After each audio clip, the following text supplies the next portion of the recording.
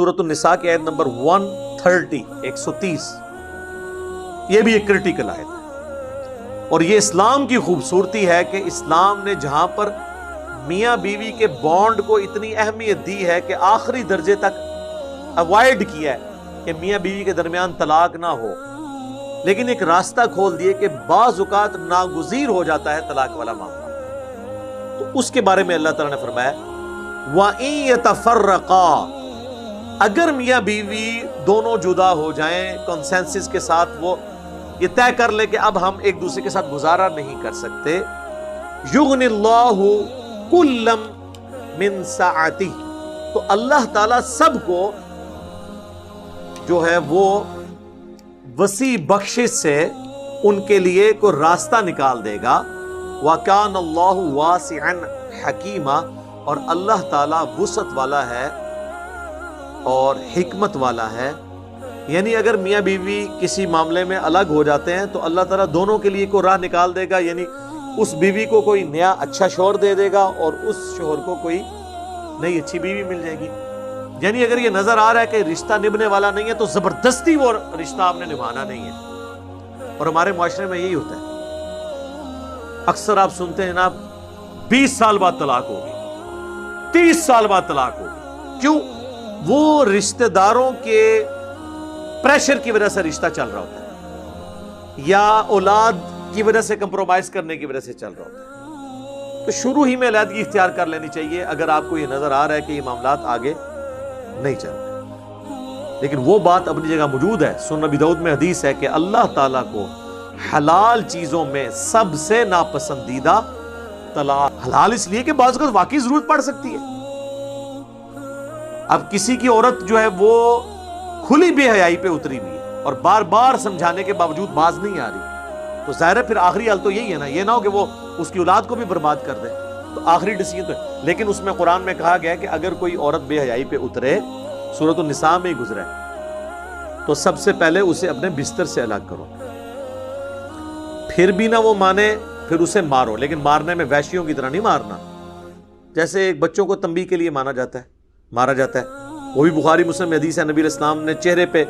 مارنے سے منع فرمایا۔ بعض اوقات جینون ضرورت پڑ جاتی ہے، زبردستی کے رشتے نبھانا یہ تو بڑی سخت زیادتی والی بات ہے، اس لیے اس کو حلال قرار دے دیا گیا، اور قرآن کی یہ آیت اس کو سپورٹیو ہے کہ اگر میاں بیوی مرضی سے علیحدہ ہونا چاہتے ہیں تو علیحدہ ہو سکتے ہیں، یہ کوئی گالی نہیں ہے۔ وہ جو حدیث میں ہے کہ آخری درجے تک اوائڈ کرنا ہے اور حلال چیزوں میں ناپسندیدہ اس صورت میں ہے جب آپ کسی کے ساتھ ناحق کر رہے ہیں، اور دوسرا اللہ کو یہ پسند نہیں ہے کہ خاندانی نظام ٹوٹے،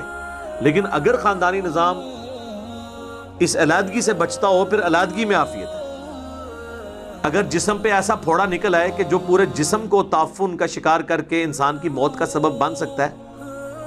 اور وہ ٹانگ کٹوانی پڑ جائے تو ٹانگ کٹوانے میں کوئی حرج نہیں، جان تو بچ جائے گی نا، باقی وہ ٹھیک ہے۔ صحیح مسلم میں حدیث ہے کہ شیطان کا تخت پانیوں پہ لگا ہوا ہے،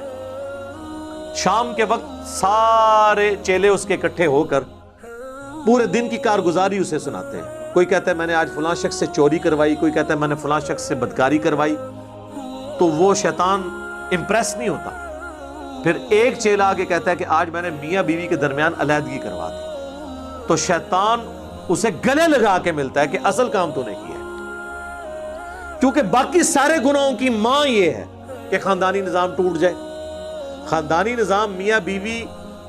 کے درمیان جو بانڈ ہے وہ اولاد اور سیکس ہے، دونوں میں سے ایک چیز بھی خراب ہو جائے میاں بیوی کا رشتہ نہیں چل سکتا، اور اولاد کی پرورش تو ہے ہی ماں باپ کی وجہ سے ہے۔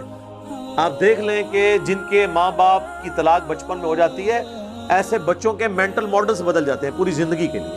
پھر سوتیلی مائیں یا سوتیلے باپ ان کے ساتھ کیا سلوک کرتے ہیں۔ ایسی عورتوں کی اگر بچیاں ہو، کہیں اور شادی ہو، ان کو اپنے نئے خاوند سے اپنے بچیوں کے بارے میں خطرہ لگا رہتا ہے۔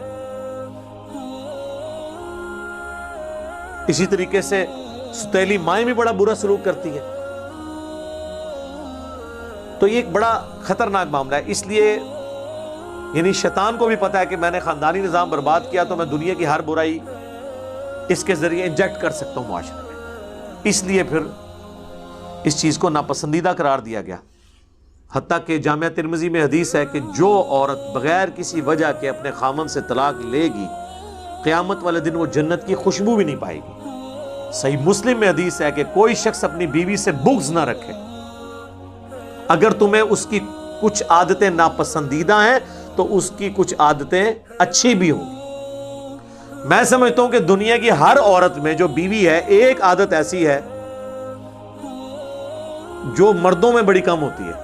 اور وہ یہ ہے کہ عورت کا غصہ بڑی جلدی ٹھنڈا ہو جاتا ہے۔ سیفٹی والو ہے اللہ نے اس کے اندر رکھا،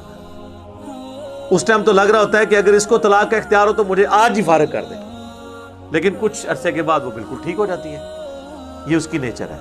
یہ اتنی بڑی خوبی ہے جو مرد کے اندر بہت کم پائی جاتی ہے۔ مرد اپنے صبر کی وجہ سے معاملات کو لے کے چلتا ہے،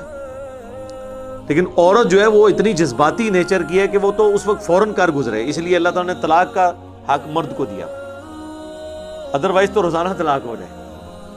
لیکن دوسری طرف آپ دیکھیں مرد اپنے دل کے اندر پرانی باتیں بھی غصہ رکھتا ہے، لیکن عورت وہ چیزوں کو وقت کے ساتھ بھلا دیتی۔ اب کوئی پھپے کٹنی عورت ہے نا، اس کا تو علاج نہیں ہے۔ آپ کہنا یہ فلانی جڑی ہے وہ تو توبہ وہ تو واقعی وہ تو پھر 1000 مرد پہ بھی بھاری ہوتی ہیں ایسی عورتیں، لیکن زیادہ تر ایسا نہیں ہوتا۔ زیادہ تر عورتیں اپنے خاوندوں کے ساتھ مخلص ہوتی ہیں اور کمپرومائز کرتی ہیں۔ تو اس لیے اللہ تبارک و تعالیٰ نے یعنی عورتوں کے ساتھ بغض رکھنے سے منع فرمایا۔ نبی علیہ السلام فرما رہے ہیں کہ اگر آتے کچھ ہوں گی ان کی بری تو اچھی بھی ہوں گی، ان کو یاد کر لو۔ بخاری مسلم دونوں میں حدیث ہے کہ عورت کے ساتھ اپنی بیوی کے ساتھ ہمیشہ خیر و بھلائی سے پیش آتے رہو۔ تو جی کیٹاگوریکل حکم ہے، اور اسے سیدھا کرنے کی کوشش نہ کرو۔ یہ آدم کی ٹیڑھی پسلی سے پیدا ہوئی ہے، اسے اگر سیدھا کرنے کی کوشش کرو گے تو توڑ بیٹھو گے، اور اسے توڑنا اسے طلاق دینا ہے۔ اس سے نفع حاصل کرو اور ہمیشہ خیر و بھلائی سے پیش آتے رہو، پازیٹیو اینڈ پہ کھڑے رہو۔ حتیٰ کہ بخاری اور مسلم میں ایک اور حدیث ہے، اللہ کے محبوب صلی اللہ علیہ وآلہ وسلم نے فرمایا میں نے اپنی امت کی عورتوں کو کثرت کے ساتھ جہنم میں دیکھا ہے۔ صحابہ نے پوچھا کیوں؟ فرمایا اپنے خاوندوں کی ناشکری کرنے کی وجہ سے، کہ یہ یہاں تک ناشکری کرتی ہیں کہ اگر ان کا خاوند پوری زندگی ان کے ساتھ خیر و بھلائی کرتا رہے اور کبھی کوئی ناگوار چیز خاوند سے انہیں پہنچے تو یہ کہتی ہیں کہ جب سے تیرے عقد میں آئی ہوں میں نے خیر کا ایک دن بھی نہیں دیکھا۔ یہ حدیث بخاری مسلم دونوں میں۔ تو سر یہ حدیثیں اگر آپ کو پتہ ہو نا تو آپ کو بیویوں کی حرکتوں کے اوپر غصہ نہیں آئے گا، ہنسی آئے گی